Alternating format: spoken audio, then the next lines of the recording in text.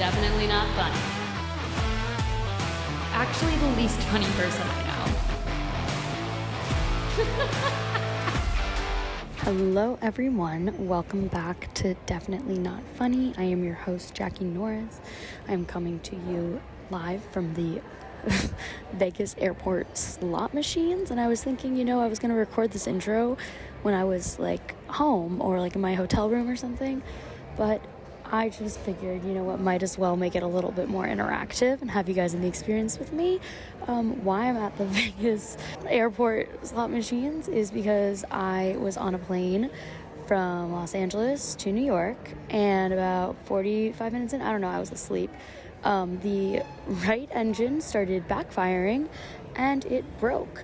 So we then flew sideways and shaking all the way down to Vegas, where we had a crash landing, and it was the scariest thing of my entire life. And now I'm at the Vegas airport, and I'm not going to New York. Needless to say, I'm waiting for another flight back to Los Angeles because I'm missing my meetings anyways, and I'm going to get there too late. So, yay, fun. Anyways, we have a fantastic episode with the amazing Liz Hook. She is so freaking cool. I am obsessed with her. She is a cinematographer, went to USC with me, but she's also just one of the funniest people ever. She's really good friends with, if you remember, either the Lauren Collette episode or the Olivia Heading episode or the Natalie Warren episode. All three of those people are best friends of this girl. So if you liked any of those, you're going to lose your damn mind at this episode. We talk about history. We talk about ADHD. We talk about bisexuality. We talk about nice boxes. I don't know. Have a great time, okay? I've had a really long day. I'm excited to listen to this episode again because I really loved it. All right, I'm going to try a slot machine and see what happens. Bye, ladies and gentlemen. Oh, we also just sort of get right into it because Liz isn't good at waiting for instructions, so she just kind of starts talking and you just sort of get thrown right in. All right, enjoy. Sorry, I just had my hand resting on your glass. Delicately holding my I couldn't microphone. tell which lever was the one tightening it. There's a bunch of little moving parts on here. I'm a woman in engineering. I hope you know that. Actually, a woman in STEM, if you will. Oh, Let's man. make sure it's recording. You were way smarter than I. I was the I'm not a woman in face of the STEM program at my high school. You were. Simply because they had, they asked a few of us to stay after class and, watch our science teacher do a few experiments. And I reacted to this one that he filled the inside of a jug with gasoline or something and made you stick your face in on it. fire and then told me to sniff it for a long time. No, he lit it on fire and all the other kids are looking at it normal and I'm a pyromaniac.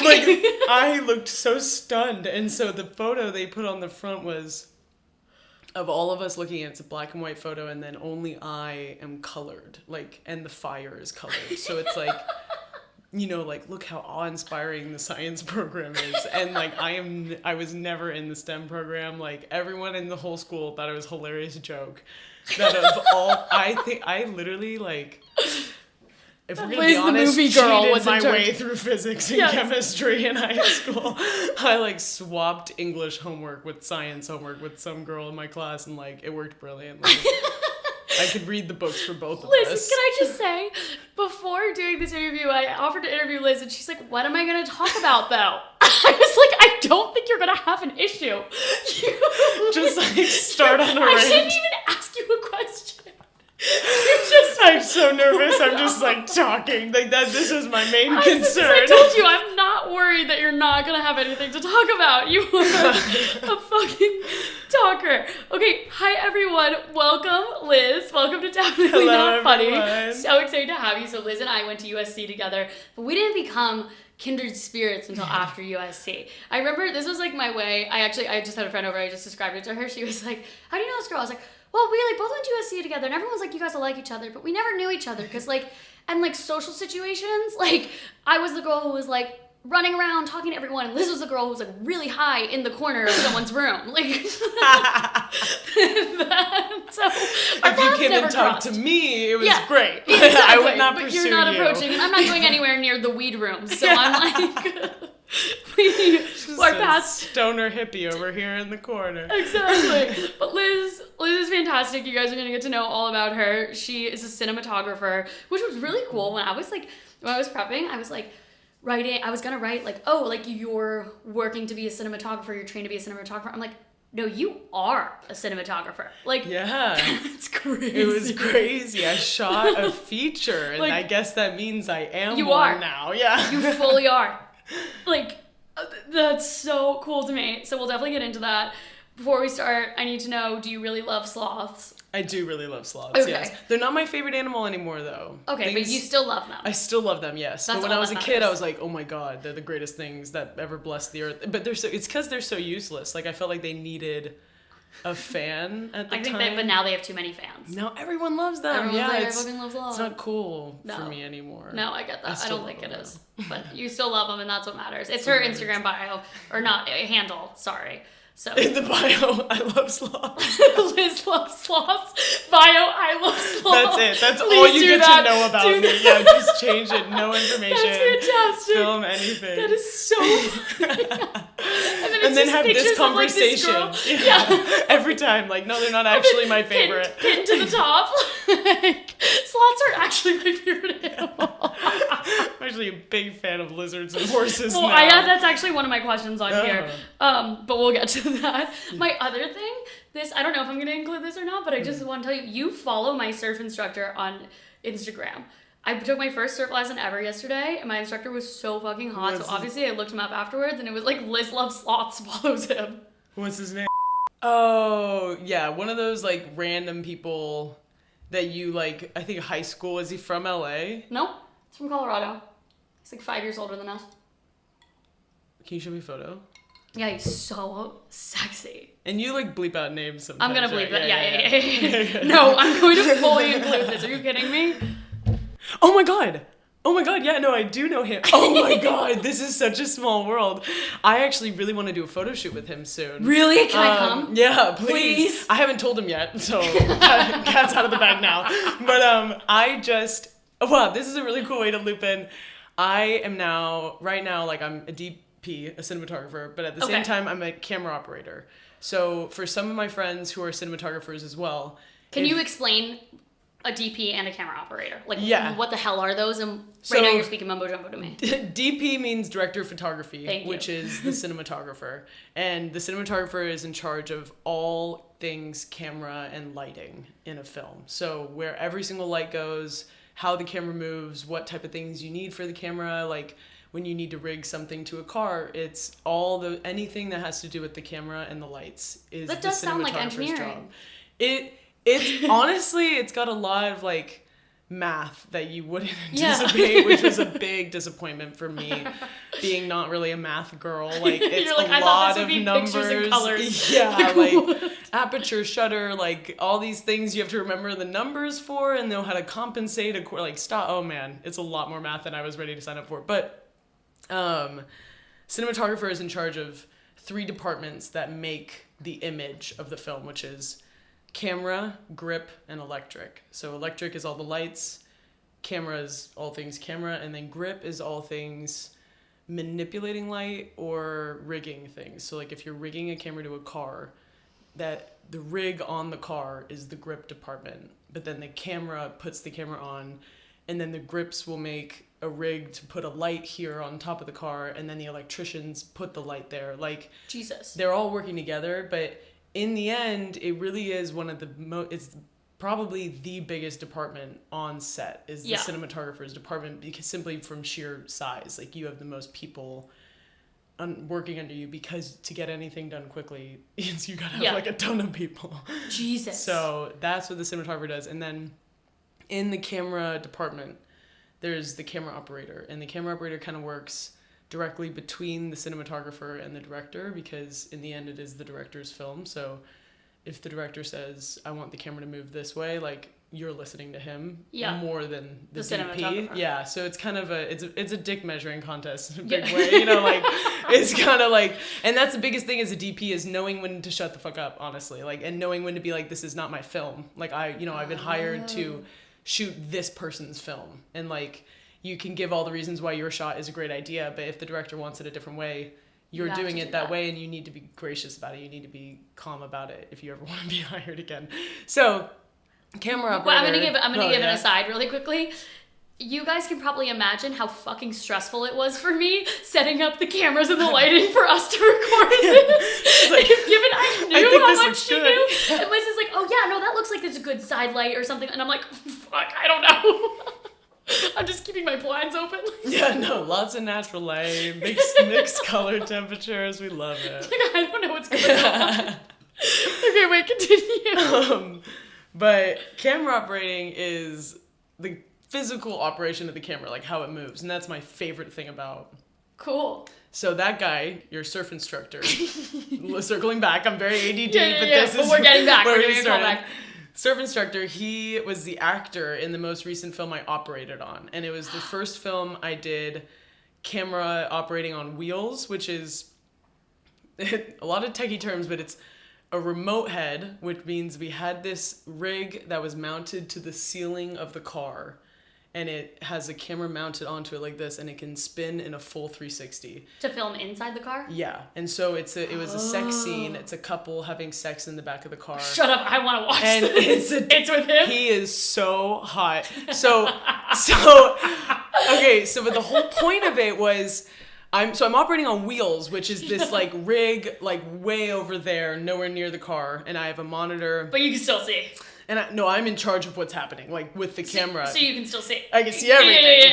Yeah. But it's them like slowly. He's taking his shirt off, and I have a still. Oh my god! Oh my gosh! We're gonna love when does this movie come out? I think it's done. Well, it's all one shot. It's a 10-minute scene, and it's a sex scene. So you're moving around the car the whole time. But I was never allowed to see their private parts, obviously, and their faces. The whole point was to gauge their connection based on body language and communication, not on facial expressions. And the whole 10-minute shot is in the film? Yeah. So is it like a real film? That's the whole film. Okay. It's a short film, and it's just a 10-minute the camera goes into the car, and then it's just in the car for 10 minutes, and then they like have a brief scene outside the car, and basically he's like a way older guy and kind of fucked up. Like he's kind of the bad guy in this scene, but he was so nice, and he DM'd me on Instagram after and was like, so nice to work with you. Like, it was absolutely amazing. Like, I have a lesson definitely want to work with you again. Like, I would love to do the surf class with you. I would love. Please, I'll actually come. Saturday at 7 a.m. That would be so funny. Here, wait, let me look up.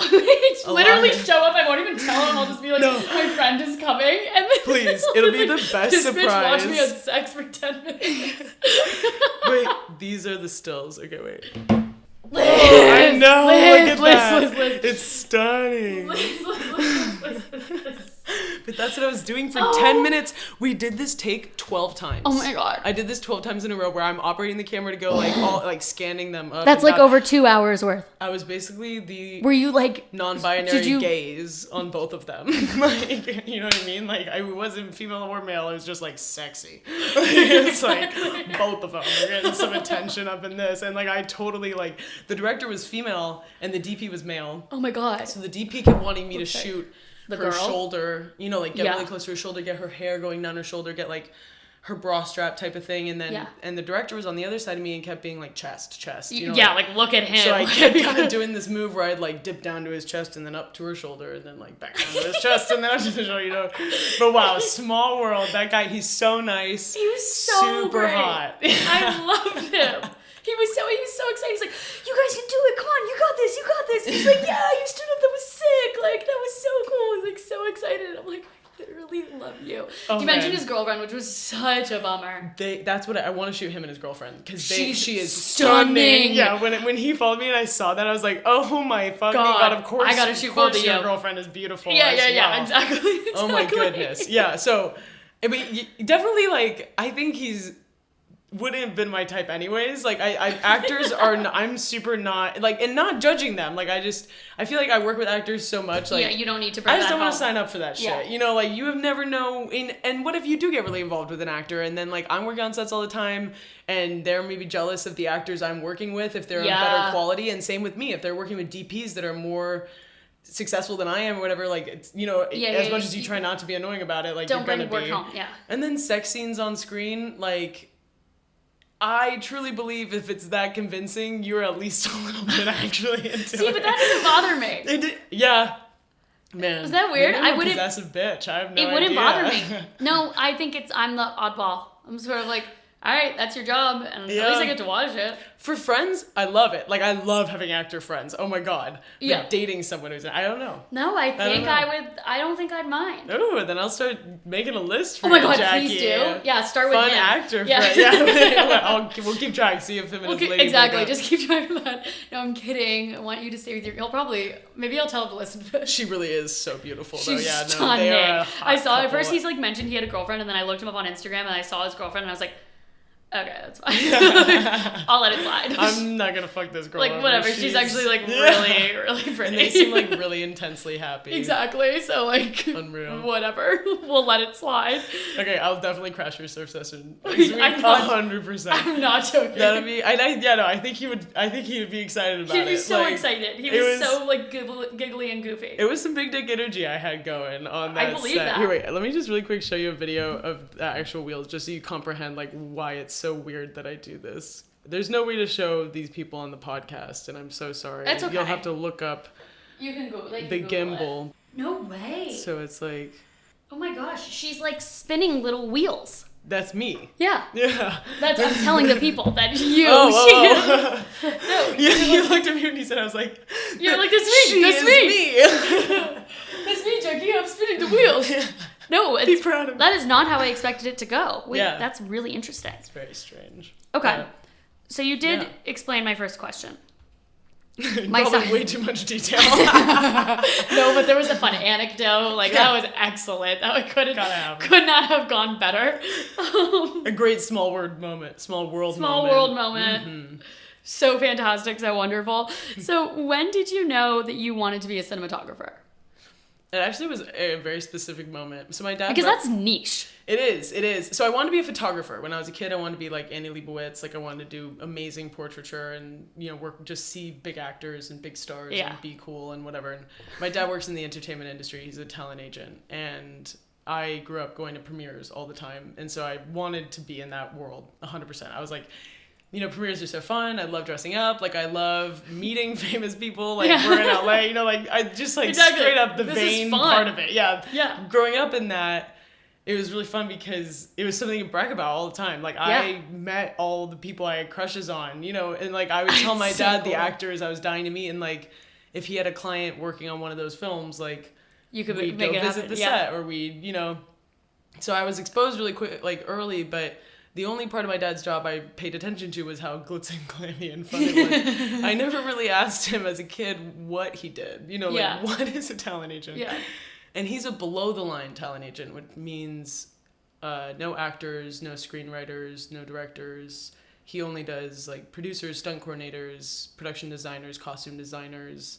What does that mean, UPMs. below the line versus above the line? Yeah, I think it was kind of like a fucked up term, but back in the day, it was above the line is like the people who had representation who mattered more, I guess, or something like that. And so it was like, I'm probably botching this a ton, but so it's like directors, actors, writers, like People whose like names are going to be big agents. on the marquee and everything. Whereas Okay. everyone else was like, you had to know someone and get hired on your own, like you represented yourself. And then my dad was actually one of the first agents to ever think, what These the fuck, people these could people have- should have agents. So Cool. he started at CAA and then they didn't, they gave him a chance, but they weren't really giving him the backing to make it a serious thing. And Yeah. ICM found out and they hired him to come like over and have his own department, and he's had his own department ever since. And then Fuck full circle event, CAA just bought ICM a couple months ago. And CAA did not have a below the line So now department. he's They running never that. developed one after he left, and so now they just commandeered his entire department from ICM. Oh It my is God. really, honestly, full circle. It's really funny. Like, we've always grown up thinking CAA is like the big bad wolf. ICM's like the great sweet one that took a chance on dad, but now we're CAA people, so here we are. Gotta be loyal.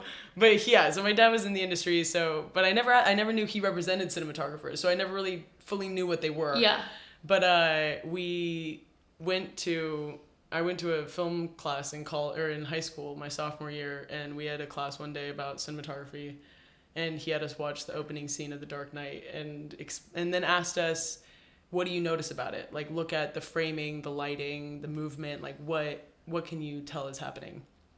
And we all sounded like idiots. We were like, it's cold. You know, like Yeah. it's kind of blue. Yeah. A little bit chilly up in there. It's a city, you know, like stating like, oh, it's cloudy outside, you know? Yes. And then he was like, you'll notice everything moves from the left side of the frame to the right over and over for all the bad guys, and it's always like a medium shot, and there's constant movement from left to right to left to right, and even when you get to the corner with the guy holding the mask, the van pulls up from left to right, and then when they're driving in the car, they turn right on a street, so it's left to right. This is so cool. And so you're in this momentum in the scene immediately, and you're with the bad guys. You comprehend as an audience member that all of these people are on the same team because they have a monotony to it. Like there's a pattern we're seeing. And it's totally subconscious. And everything is cold.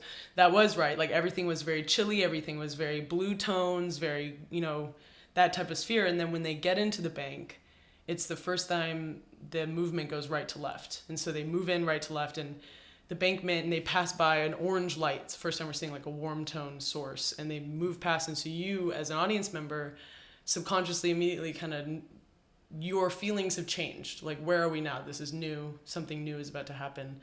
And lo and behold, the manager starts shooting at them. And it's like something they didn't anticipate. And like, he just really dove into the scene. That's so cool. Exactly. Yeah. And I thought the same thing. I was like, oh my God, it's just like photography, but way cooler. Like, it's like psychological but none manipulation. Of that loser shit. Yeah. Seriously. Or even like, in a great example, I mean, but Birdman, like, is a great example of Chivo. I haven't seen it. Honestly, I haven't seen any movies, Liz. I don't know how to tell you this. It's okay. It's no, break your heart. I hate when people get judgmental about there are too many movies to have seen them all. Yeah. So, I but also just don't Birdman, watch movies. they pretend the entire film is one take. So the whole film was shot in a series of oneers with secret cuts between them. But when you actually watch the film, it looks like the camera never cuts once. So you're trapped in this playhouse with the main character, scary who's movie? kind of trapped with himself. No, he just is working on a play, and he's kind of a neurotic kind of character. Okay. So, but just this, like, that you're trapped in the theater world is Yeah. what they were trying to tell the audience, and like, it fucking worked because you never you were stuck with him in this one shot. You never got to look somewhere else. You could only look where he was paying attention or where he was or his space, and like, it just. The cinematography is the reason that film worked, I think. And like, that's why. So it was sophomore year, and then I got out of that class and I called my dad and was like, I'm going to be a cinematographer. And he started cracking up and he's like, those are all my clients. Like, that's what I do for a living. Liz. Yeah, I represent cinematographers. So I very much took advantage of that later in life. That's so funny. Yeah, he always tries to claim that he's the one who got me there, but I'm like, you never sat me down and explained what you did, what they do. Yeah. Like, so no, I had no idea. That's kind of better though that you came up with it organically. Yeah, thank God. Yeah, because if you knew, you'd be like, I don't want to do what my dad does. Yeah, like, exactly. Then you would never get into it. Does he represent you now? No. I don't know if he ever will. Was that purposeful? Yeah, we've talked about it a bit. I think it's just even because a lot of the time my dad has like hundreds of clients now, and he has multiple agents that assist him, and he has. I lost my train of thought there for a second. Sorry. He has multiple people. I just like thought my nipple came out, and so I was like checking it, and then my brain like totally went there. So I'm sorry. But now everyone's thinking about your nipple. Yeah, everyone's thinking about it. Why did I go there? I literally. Your dad doesn't represent you. Oh, he doesn't represent me. Yeah, Do you have representation? Not yet. No, it's a very tricky game getting representation. Yeah. Because they have to believe they can pitch you for any project anytime. And like, I'm still working up to the caliber of projects that I can get pitched for anything. Like, I think I have the technical skill, absolutely, but having the ability to manage 50 people instead of 10 is something even managing people don't. 10. Yeah. No, like on our sets right now, it's about 10. Like, if I have the grip and electric team I want, it's about 10 people total. That's crazy. Yeah. Whereas the big leagues, like, I worked on a commercial. Ooh, you gotta bleep that. I can bleep it out. But Okay. I worked on a commercial recently, and my boss, Dion Beebe, is amazing. And he had like 50 grips and electrics on set, and then he had a pre-rigging crew, which was like an additional 25 grips and electrics that show up the day before. Yeah, and so like you have to learn how to manage all that. So that's something you definitely have to work towards, and that I'm still working towards. But yeah. So cool. Very cool. I love. Okay, wait. So now I want to talk to you about I'm not going to pronounce his last name, right? Which is embarrassing. Martin Scorsese. Yeah. Did I do it right? Yeah. Oh, let's fucking go. I feel like, honestly, like, I feel like the Italians would say, like, Scorsese, you know? Scorsese. Like, so, like, are we, as Americans, already saying pronouncing correctly? it wrong? Yeah, so I don't get... Okay. I don't get worried about can it. you talk about that? Yeah, I can talk a little bit about it. Great. Because can I it's just a hit book. Can I just hit you with questions? Yes. And then you can either answer or not answer. Yeah, absolutely. Perfect. So you worked on this Martin Scorsese film. How did you get that job? So I worked for Rodrigo Prieto, who is the cinematographer. And Rodrigo's like my best friend now. I'm obsessed with him. I love him to death. Yeah. And he shoots all of Scorsese's films as of recent. So he shot Wolf of Wall Street, he shot Silence, he shot The Irishman. So he's been with him for a while. So cool. And I sat next to him at an awards ceremony that my dad brought me as his +1 for a couple years ago. And my dad was next to one of his clients, and then I was next to my dad, I was then next to Rodrigo and his wife. And so I told him, I was like, I just want to take this opportunity to tell you Likeness, which is a short film he wrote and directed, and shot. He did everything. And and it's about it's a very personal story to him. One of his daughters had an eating disorder, and so he made a film kind of about what psychologically is going on in a girl's brain when they have an eating disorder. And it's very formalist approach. It's not any dialogue or anything, but it's what feels like a oneer for a bit, where you're kind of going through this house and it's this beautiful, perfect mansion, and everyone looks like a supermodel and they're super skinny, and then kind of starts getting a little bit creepy and everyone's a little too skinny and kind of drugged out, and then you suddenly realize you're the perspective of Elle Fanning, and she shows up in frame, and you go into the bathroom with her, and she's looking at herself in the mirror and just crying like she hates herself, and her skin starts to crack, and then she starts like peeling her skin off and like wants to literally crawl out of her own body type of thing, and just starts screaming, and then all of a sudden turns around and starts throwing up in the toilet, and it kind of snaps you back to reality, and she's like looking in the mirror again and like cleaning up and putting a little mascara on, and goes back to this party, and it's just like a regular high school kickback, and they're like, hey, you good? And she's like, yeah, I'm fine. And then it gets really, like the music kind of changes again, and it's like this perpetual cycle of like, I'm not okay till I do something about this thing, so it blew my mind. That's my favorite type of kind of PSA type of project. I'm working on one right now, passion project. Lauren Collette's actually gonna produce it. Along with some other friends, like Brittany Dawson is gonna be starring in it. Shut up! It's gonna be a sexual assault PSA thing. But oh my god! In that same vein, where it's a very kind of stylized, interesting, weird thing. And so I told him, I was sitting at this dinner with him, and I go, I just want you to know, Likeness is my favorite short film of all time. Did you recognize him? Yes, yeah. Like, so you watched this film, and then afterwards you were like, who is the cinematographer? No, this one actually, my dad sent it to me when Rodrigo made it. He goes, my client Rodrigo made this, what do you think? And that was when I first started paying it, and I was like, oh my god, he's the guy who shoots all of Scorsese's films, and he shot Babel, and randomly he shot 8 Mile. I want to remind the people. That's fantastic. He shot 8 Mile. And he shot Brokeback Mountain. Jesus. And he plays a prostitute in it for a scene. He like cameoed in it, and he brought his daughters to set that day, and like wanted them to know like it's fine, like whatever. And it was just I'm love this man as a human being so much. But I'm sitting next to him, and I told him that Likeness is my favorite short film of all time, and kind of just gushed about how I have so many friends who have had eating disorders, and how that's such a hard thing to explain. Yeah. Like what is going on in your head with a disorder like that, and you can't just be like, it can't just be a short film of some girl looking in the mirror like, I hate myself. Exactly. Like, I'm fat and, like, throwing up. Like, that is not what's happening in the head, in your head. It's not like an objective, and then when you're skinny, you're fine, because then you have anorexia, and these girls are way too skinny, and they still don't feel like they're skinny enough. And, like, so it isn't a physical thing. You know, it's so much a mental thing. And the fact that he was able to explain that in a way, just visually, it was amazing. Wow. And he, I guess that really resonated with him, and way later after the pandemic, and the shooting got pushed for killers, he was like, I need a personal assistant and someone to, like, be my driver and,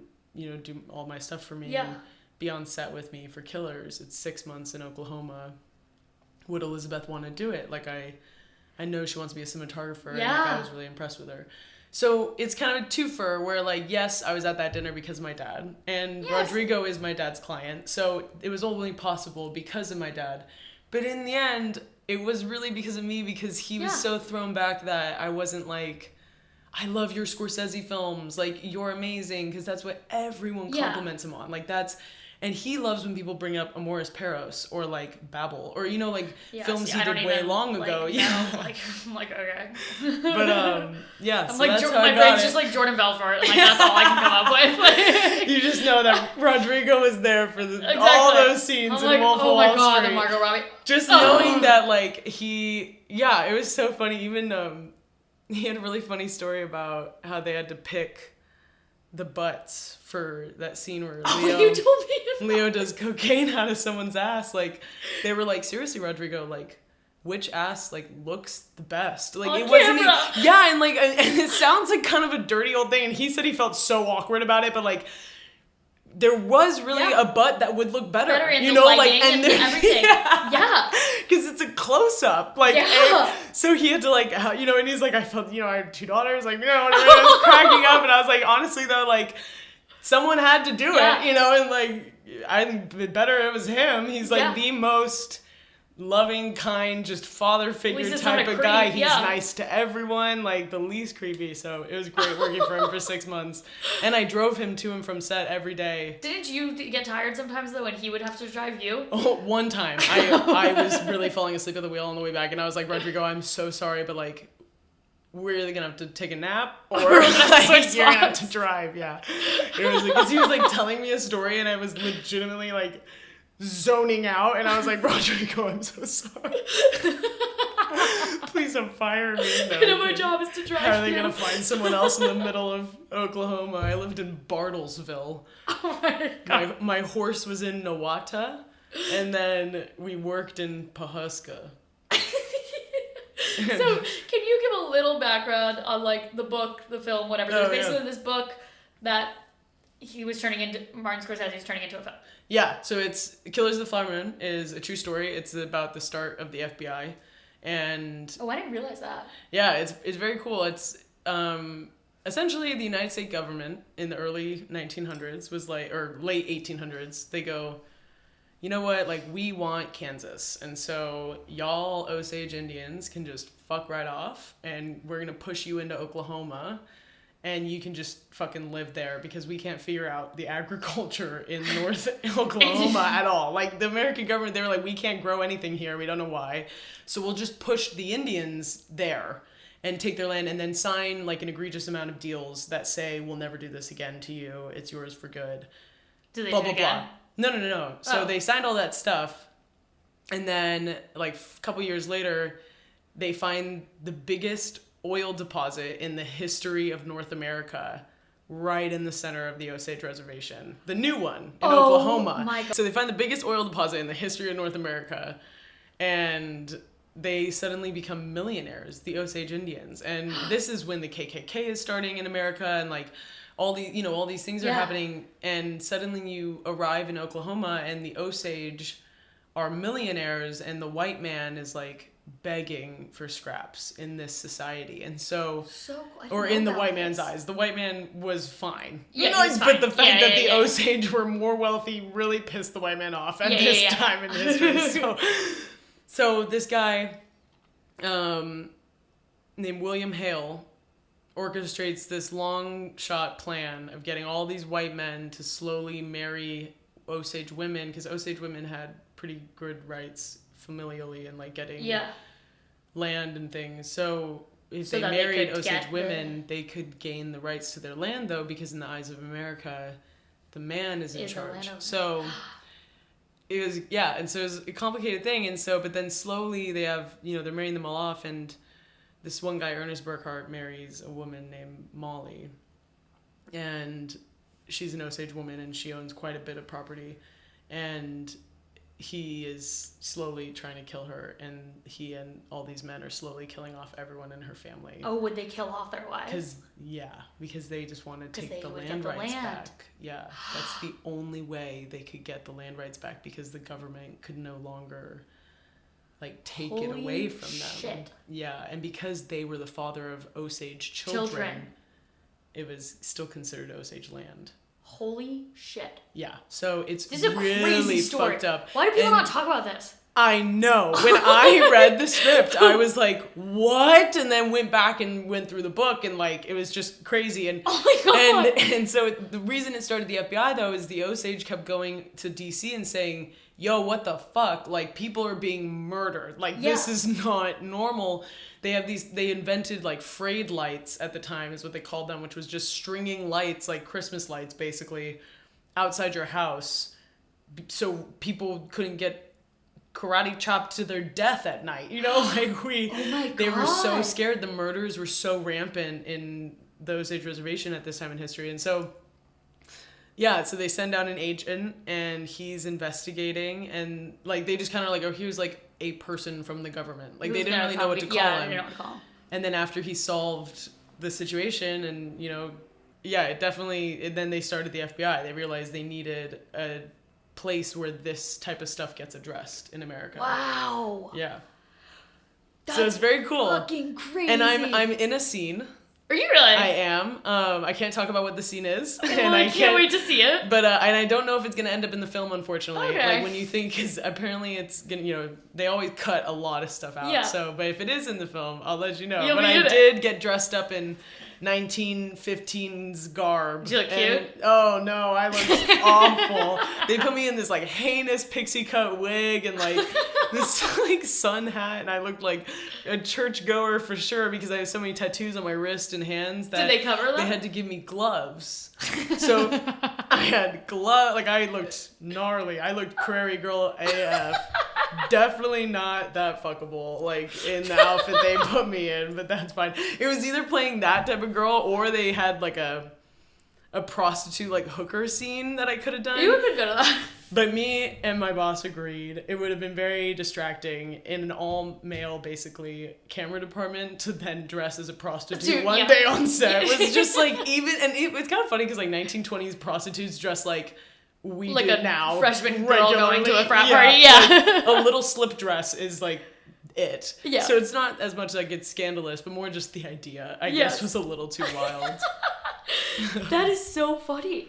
Okay, so then on a film like that, you worked with Leonardo DiCaprio and Robert De Niro and other humongous actors. Brendan Fraser popped back out of oh my God. Yeah, and there's huge, the whole world was blowing up while we were in Oklahoma, Brendan Fraser is going to be in Killers of the Flower Moon, and a ton of articles came out, and then he showed up on set and people were crying, oh my God. People made a much bigger deal about Brendan Fraser than anyone else. Yeah, it was so normal to have Leo around by the middle of the summer, but That's so funny. He was crazy. Yeah. What would you say are major differences in working as a cinematographer with someone like that versus my surf instructor? How does your role change based on someone who's won Oscars versus someone who teaches surfing to me to pay rent? I think it's tricky question. I think it's different in the fact that actors are more willing to chat with you when they're not as big. Yes.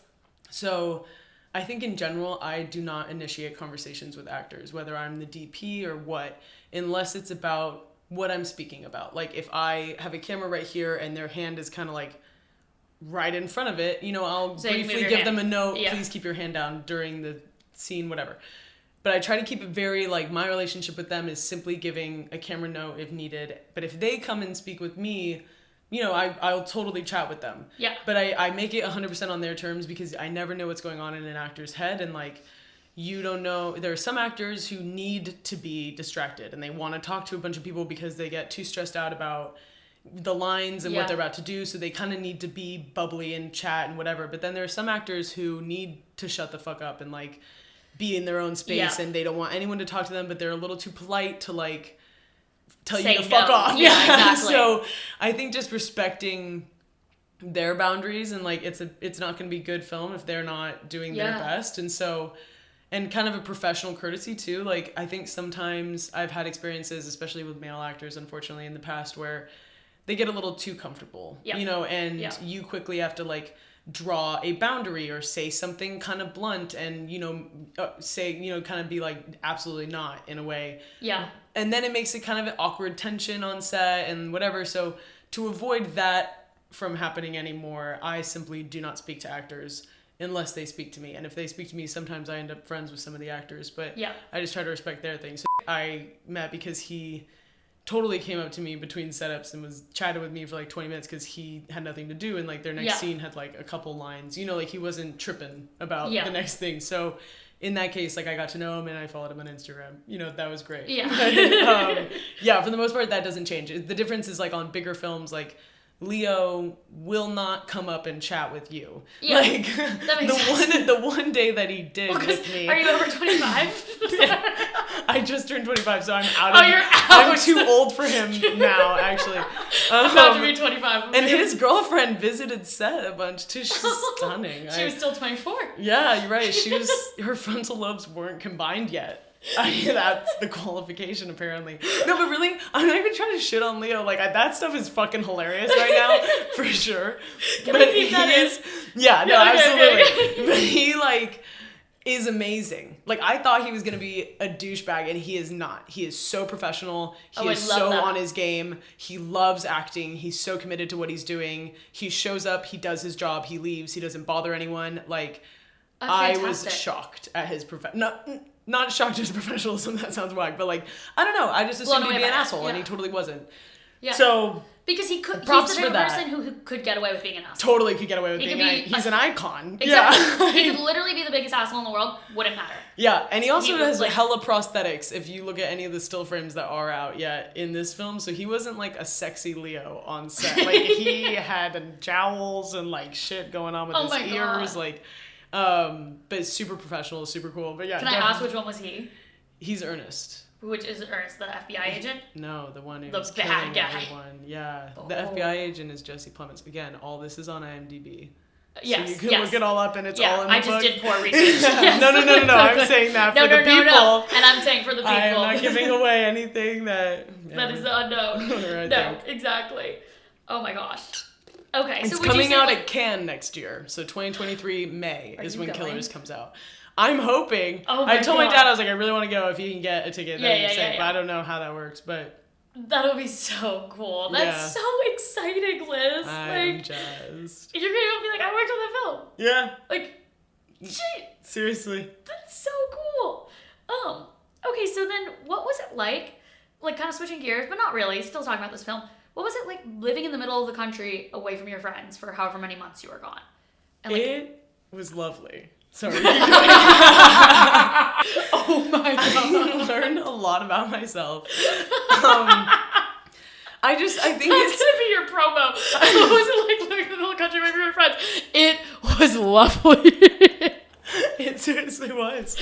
Shockingly so, I lived in a Hilton for 6 months in Bartlesville, Oklahoma. Oh my god. And it was like 2 miles off of the Osage Reservation. Oh my god, yeah, no, it was covered. During the pandemic, I got very into art. So I do a lot of, just with pens, but these really intricate, extremely, like, take me 18, 19, 25 hour projects. Oh, I want to see. Yeah, I'll show you some. Later. But they've become my hobby for just sometimes I need Saturday to do literally nothing, but I need to be doing something. A if little that makes something. sense. Yeah. So a 17-hour art project is like exactly what I need. So sometimes I want to sit around and do nothing, so I sign myself up for a 17-hour art project. And just all these patterns that sometimes I literally go like, oh, like why did I sign myself up for this? Like, because then I have to finish it. Like I can't just abandon it. So yeah, my walls are covered in stuff. I brought a bunch of blankets and like, but I fully lived in a Hilton, for 6 months. And they washed my room and my sheets once a week. It was a dream. That's really nice. And always air conditioned. Yeah, it was lovely. But it was like an hour to set and back every day. Oh my God. And at first I was really nervous at, making friends. Like, what am I going to do? Like, there's only one woman in the camera department and she intimidated the hell out of me the first week. Oh my God. Tough as nails. Now we get along super well. So this was a department of like 50 people? Camera was 16 people. And then there were 2 electric women. was like 30. And then grip was like 30 or 40. How many women in the whole cinematography department? In camera, it was just me and Bailey. 2. And then what about in grip and everything else? Like out of the whole there was 1 50? female grip and 1 female electrician. So there were 4 of us total in the entire camera, grip, and electric. Yeah. And it's always like that. And you get a lot of comments. I've gotten really good at snide remarks back at people, like for sex comments and like whatever. Like, what? Yeah, it's one big blurry line.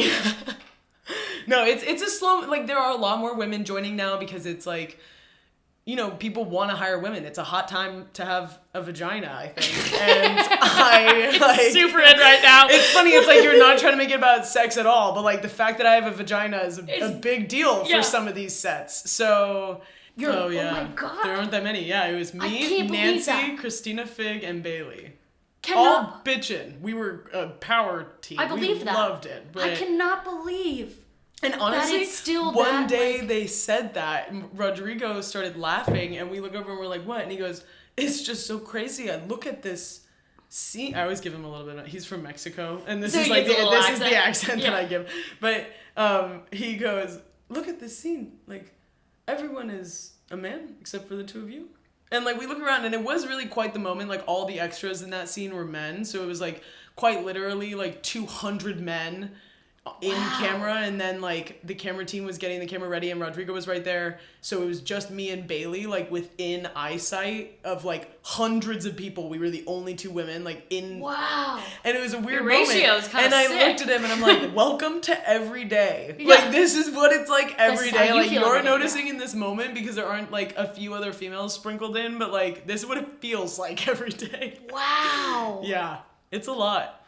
Wow. And that's why you can't hook up with people on set. I'm God. very religious about that. I do not hook up with people I work with because I did it once in college. And oh my God.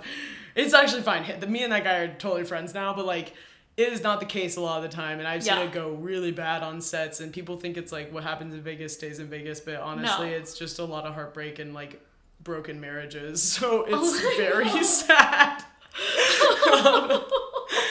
Like, so many divorced people, and you're like, and zero hope. Like, whenever people go, I could never be in a long distance relationship, I'm like, fuck. Well, my whole life is gonna be one, hopefully. You know, like, I'm hoping that my marriage will be a long distance. So well that it will be a long distance. I hope I get hired to go to Italy for 8 months, whatever, you know? Yeah. And like, hopefully I marry someone who he or she has chill a with job where they can just come with me, you know, like that'd be great. I'm just not gonna be the domestic at-homer. That's not gonna happen. No. Also, just because I'm shit at cleaning. I like piles.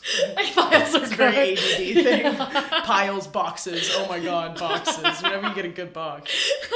Recycled some this morning. I should have left them for you. Could have played with them. I gotta be the cool boxes. Yeah, I love it. Wabi on Rose. They're to-go boxes. You love them? I would just collect them if I could. They got like the magnet and everything. You know what I mean? When it's Shit.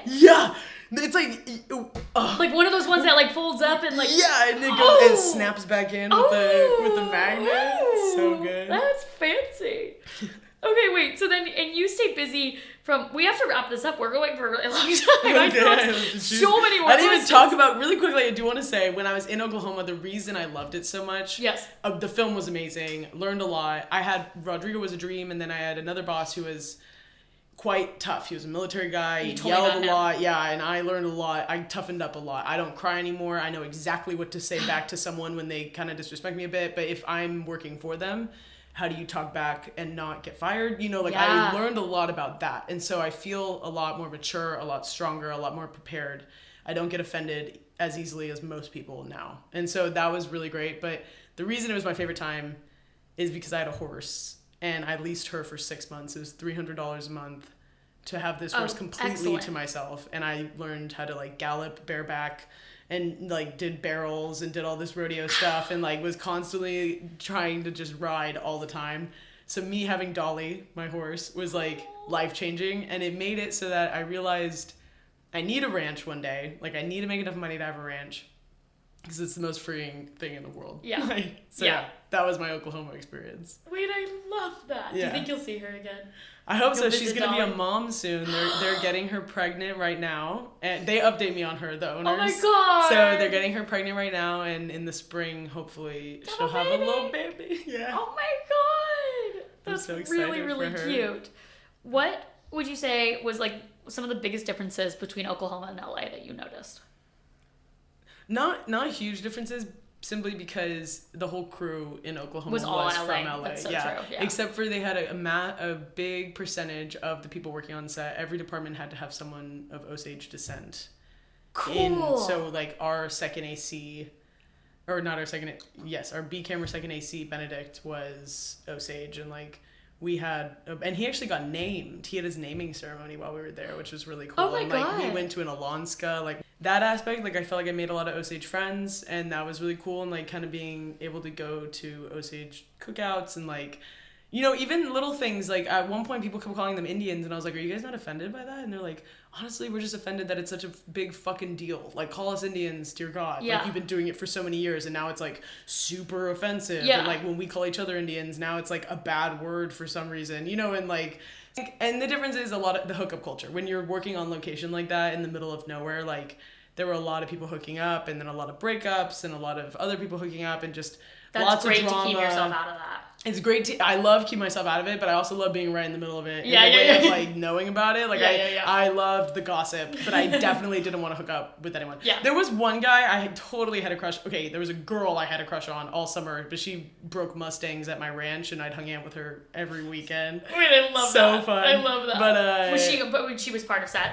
no. No. She was a wrangler just on this ranch that I rode on the weekends, and she and I hung out all the That's time. fantastic. Yeah, I was in love with her. And That's then fantastic. one of the other PAs totally had a crush on, but he was like, I don't know, he's a Capricorn. It would never work. We're like way too different. That's So- perfect. Perfect answer. What were your like favorite and least favorite parts about working on that film?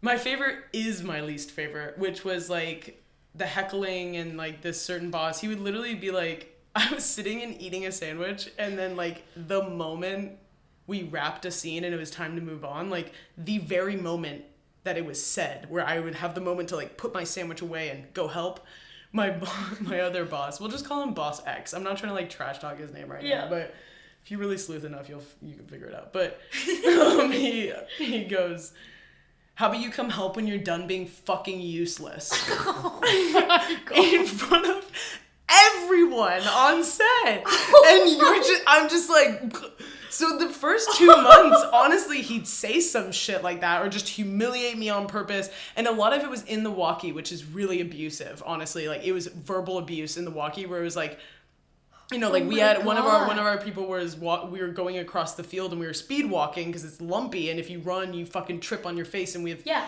$35,000 equipment in our hands, and so we're Yeah. like going across this field, and he's like, fucking run, you pussies, like, Oh. like so gnarly. And so that's what people like say they have gnarly stuff with their bosses. I'm like, no, trust me, I've had gnarly stuff with my boss. I got And hazed by my boss. I got hazed. Yeah. Like, and he would really humiliate me. Like, one day I brought the lunches over and like put them in the corner and said, this is where the lunches are. I told like 3 people, and then later our operator like didn't know where his lunch was, and he's like, where the fuck was his lunch? If you don't put it in his hands, it's your fucking fault, and like go get him a new one, and like Oh my God. yelling at me in front of everyone. And I would like go to, I'd keep it in, I'd go to the bathroom, bawl my eyes out, and Of then course. like go back to set. So I felt like I was being really professional by not letting anyone see it happen. Like I just had my emotional breakdown on my own time, come back, stay professional. But what I learned through all of that was like, I pitied him. I learned to pity him. Yeah. Which was a powerful thing, which is just, every time he'd yell at me, I'd just be like, someone hurt him as a child, and like, it's not my fault what is happening right now. And like the things that pissed him off the most about me was my optimism, my social ability. Like I got yelled at the most when I was talking to someone who wasn't in our department. Like if they weren't in our department, why the fuck are you talking to them type of thing? Oh my God. Which is stupid because we constantly need things from other departments. And I am the only person who could go and get it done quickly because I had a friend in that department who could go do that, and like multiple times I had other people doing errands for camera simply because we're all buddies and like I'll help them out if they need, and like he just did not understand that concept. And oh my God. So that was the worst and best thing because by the end of the film I was invincible and like nothing he said fazed me. And like I remember one day I was like, so the crane technician said that this next shot might show the camera carts we just moved. Do you want me to preemptively move them a bit in case? Yeah. And he goes, how about you shut the fuck up and tell the crane guys to do the same and go make me a coffee. And so at this point in the summer, I was so over it, right? And I just go, okay, copy that, sir, on my way. Like totally just like said, I was on a date with this guy who was telling me that that's what he calls it. He's like, oh, so you were maliciously compliant. And I was like, oh my God, that's exactly what it is. That's how you deal with assholes. I figured it out. Like you're so compliant, literally they can't get mad at you because you're doing exactly what they asked you to do.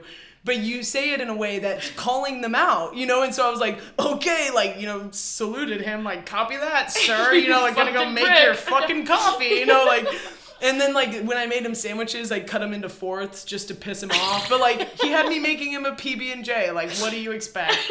So, you want me to cut the cross too? Yeah, seriously. So, yeah, by the end, it was, by the end, we literally just said goodbye, like, everyone wrapped, everyone's giving each other hugs, gifts, exchanging information, and I was like, okay, bye. And he goes, bye. And I haven't spoken to him since, but it was the best and worst thing. Like, I needed that intense training. I needed to be on a set where I couldn't go home and vent to my friends. It was really nice to be alone in a way because it made me really live through it. And now I'm all the stronger for it. So. Oh my God, I love that. Yeah. So it's the best and worst. Fuck yeah. I love that. Okay, Sergeant. Yeah. Like, saluting them really helps too because he is ex-military. So it was like, like I'm complying with you, but I'm all like, what the fuck, bro? Like, oh man. That's ridiculous. And also he was like 5'3". So by the end, when he was yelling at me, I would just stand as close to him as I physically could because I'm like 5'10". Yeah, you were not short. I would look down at him and it was empowering. Where I'm just like, I'm now, instead of going to be affected by you, I'm just going to play the game with you. Yeah. Malicious compliance. I love that. That's fantastic. Okay, and then what would be like kind of like your dream favorite type of project to work on? Or like person to work with or whatever. Ooh. I feel like you already got it with your Rodrigo. Yeah, I really, Rodrigo is my favorite person I've ever worked with. Yeah. And, the cutest thing is he at the end gave me a gift at the end, a director's viewfinder, which was very nice.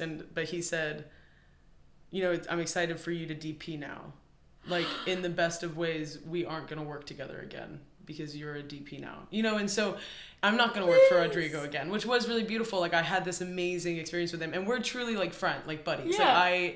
Like, inbox him stuff all the time. Like, text each other random funny things. And he's, like, a puns master. The man loves a pun. So, like, that thing. But in general, I like things that pack a punch. I think some films kind of miss the mark, but even then, like, I don't know, just films that you feel like you learned a lot by the end and about just the human condition. And sometimes it's a rom-com, I don't know if I really want to shoot rom-coms just because visually they're not as exciting. But I love thrillers, I love dramas, I love things that require dark lighting, nighttime things. Yeah. I'm working on a project right now about sexual assault. Yeah. I'm trying to raise $50,000. It's going to be a nightmare. But I don't have any, unfortunately. No. We're not crowdfunding. Dear God, we're trying to find a donor. But it's going to be really visual effects heavy and it's going to be like Rodrigo's piece likeness about and like eating Love. disorders. And I saw a PSA when I was 14. It was 30 seconds about domestic abuse, and it's just this woman looking directly into camera, fixing all the makeup on her, like fixing all the bruising on her face with makeup, and as she's doing it, more bruising and blood appears, and like her nose starts bleeding and all stuff, and Wow. she literally can't keep up with the abuse on her face, and there's no dialogue. It's just her crying and trying to cover it up.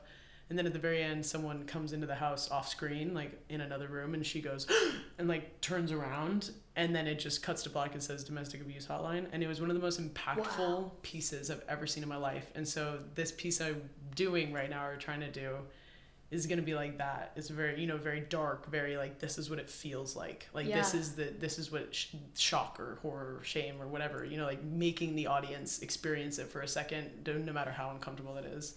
So I think that's kind of my main goal. Or just, because I don't know if I want to do epic fantasy. That's a lot of CGI. It's a lot of visual effects. Yeah. Like, I know Game of Thrones looks amazing after, but knowing that it's just like one dude and a blue screen and he's like, yeah. And it's like, in the end, there's a fucking dragon there. Yeah. Like, it's amazing, but like But otherwise it's a crane with a blue sheet on it. Yeah, I worked on Captain Marvel and I worked on the Eternals, and like, it's ridiculous when you're on set. I just definitely want to stick to shooting things that are in the camera. Yeah. Types of stories where like a little bit of visual effects, sure, like Bird Box, whatever, fine. Yeah. It's like some floating leaves. Yeah. Great. But like where an entire character isn't. If we're on a stage for more than 2 weeks, like I don't know if that's something I could like ADD keep up with. Yeah. Like it'd be too monotonous. The whole thing about film for ADD people that's amazing is every day is a different scene, a different set, literally a different location. Like you're driving to different places. It's exciting and new and fresh. And the moment you're on a stage with a blue screen for more than a couple days, it's like, awful. We're just sitting in the same room. Yeah. So it's a very complicated answer to quite the simple question. I'm no, sorry. That makes sense. No, that was a great answer. It was perfect.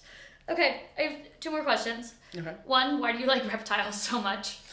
I don't know. I just had them when I was a kid. I always caught lizards when I was a kid. Did you like it because of your name? I actually didn't really adapt to that until high school. People started calling me Lizard, and I was like, oh, funny. Like, my name is Liz, whatever. Okay. But I just caught them a lot as a kid, and I had leopard geckos when I was a kid. And cool. I don't really know what it is. And I think snakes are really cool. Like, I just think it is so crazy that they can move. Yeah, they don't have legs. Yeah, like, that their skin just kind of goes, you're like, so weird.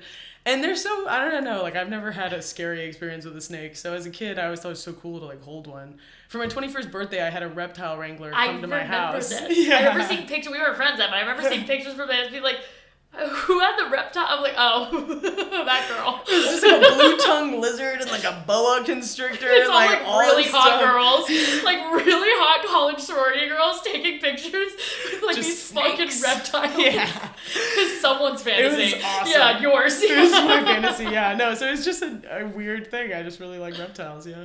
It's so great. Okay, my final question, I ask this to all my guests, is what advice would you give to your 16-year-old self? And it's like just a few sentences. Ooh. Unfortunately, I don't know. That's such a complicated question. I know. The advice that we have is informed by the things that have happened to us. Yes. So, like, if I were to inform my 16-year-old self to, like, take jujitsu and, like, fuck some people up. Like, I have been assaulted a few times, and just, like, I would have loved to know what to do, but then at the same time, it wouldn't have been important to me because I never had been assaulted before, Yeah.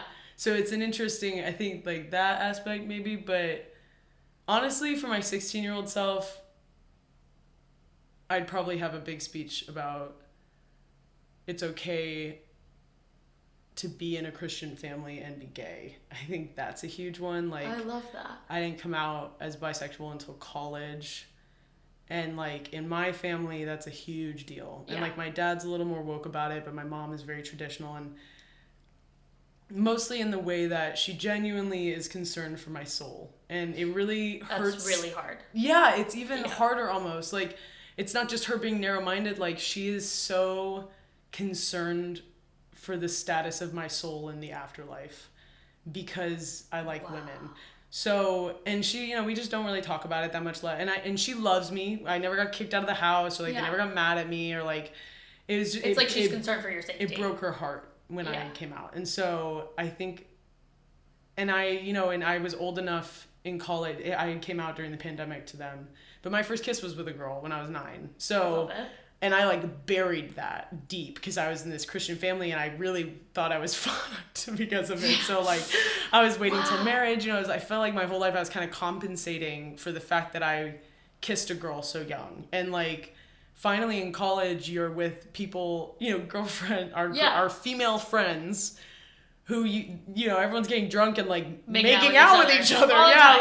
So, and it kind of got into this weird thing where suddenly they were all pairing off into relationships or whatever, and it always was me. It was like all my girlfriends would make out with me at some point in the night, but never with each other anymore by like sophomore, junior year. It was kind of and like sometimes they would, but it was kind of this strange thing that I noticed. And like one day I was talking to my friend Jordan and I was like, yeah, honestly, it's just as fun to kiss girls as it is to kiss guys. Yeah. Like, and we kind of laughed, and I think Autumn was there too. There were like a couple people, and they were like, that's not how everyone feels. That is so like funny. Trying to be really polite about it. Like, no, that's just like maybe you're not straight. Like, and then I came out and everyone was excited about it. And then like my first girl date for an invite stood me up, which was really sad. And like, but then my first girlfriend was super hot. Love. Awesome. Did she go to USC? She did. Do I know her? You might. You can bleep her name if you want. I don't know. She's fucking stunning. And we had a great time. I'm sure you had a hot girlfriend. And it really shook my parents to their core when I brought home a hottie. And I was like, I pull a lot harder with women than I do with men, apparently. Like, I don't know. So, but, so I guess my advice to my 16-year-old self would be speak to my Aunt Elise sooner and, like, speak to certain people sooner and just talk about how you feel about girls, and it's okay to feel that way about girls, and I think that would have been nice because I was in a very Christian school. I went to Christian camp every summer. I had a really Christian family. I was still going to church every Sunday at this point. Like, I have a tattoo on my ring finger that says covenant in Hebrew because I was waiting till marriage. I mean, shit didn't work out. Honestly, I'm agnostic now. I just think like I respect Christianity, but I also think I respect other religions. I think all of us got close. Yeah. So I'm not gonna get rid of the tattoo. I think it's funny now, but like I lost my virginity twice, to a girl and a boy. That's kind of cool. I'm doubly slutty, I guess, but I wish I could delete the shame. Like I'm still working through the shame of it now, and like if I had just never let the shame get to me, that would have been really freeing. So 16-year-old self, I think that's the thing that I would change because that's something that would have bettered my life, and that I could have just brought up sooner. Yeah. I love that. Liz, you're the fucking best. This was so fun. I was so nervous about this. I know was like, you what were. are we going to talk about? Like, I feel great. Like, no, you so and I, relaxed. the two people who don't talk at all, we're just going to sit here in silence staring at each other. Like, of course we're going to come up with something. I thought you were going to have to, like, drag me through these conversations. This is great. This was so relaxed. I told Lauren, when I was texting, I saw Lauren, and I was talking to her, and I was like, yeah, I'm interviewing Liz. She's like, nervous. She's not going to have anything to talk about. Lauren's like, what? She's like, you're gonna have to get her to stop. That girl is so not self-aware, clearly. Oh my god, I so funny. Can't shut up. And then I had my therapy dog the whole time. Exactly. Which was great. Wow. Amazing. Did you laugh? I didn't.